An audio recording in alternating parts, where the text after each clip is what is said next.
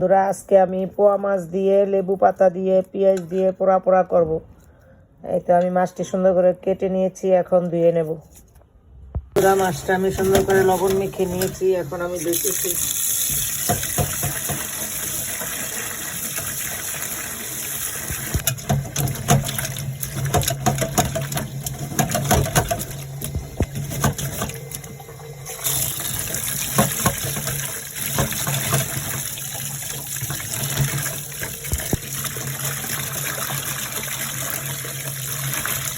বন্ধুরা, মাছটি আমার ধোয়া হয়ে গিয়েছে, এখন সুন্দর করে আমি মশলা মেখে নেব। আরেকটু লবণ দিয়ে সুন্দর করে আরেকটা ধোয়া দিয়ে নিচ্ছি।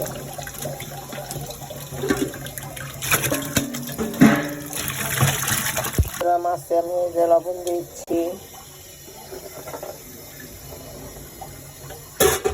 একটু হলুদ ফাঁকি দিয়ে দিচ্ছি, সুন্দর করে মাছটা মেখে নিচ্ছি। মরিচের ফাঁকি দিচ্ছি, মাছটা ভাজলে সুন্দর টাইট থাকে, কালারটাও সুন্দর হয়।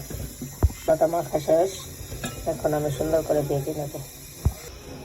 বন্ধুরা, মাছটা ভাজার জন্য আমি কড়াইতে তেল দিচ্ছি। বিসমিল্লাহ। বন্ধুরা, তেলটা গরম হয়ে গিয়েছে, এখন আমি মাছ দিয়ে দিচ্ছি।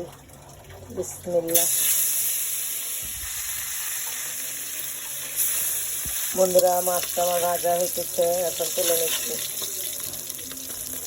বন্ধুরা, মাছটা ভাজা হয়ে গিয়েছে, এখন আমি কড়াইতে তেল দিচ্ছি তরকারিটা বসানোর জন্য।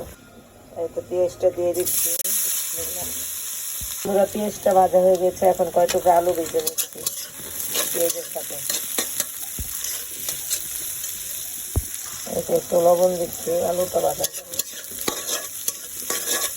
আদা রসুন বাটা দিচ্ছি, পানি দিচ্ছি, একটু হলুদ পাখি, মরিচ পাখি, পাখি, চা বাটা, মশলা দেওয়া হয়ে গেছে।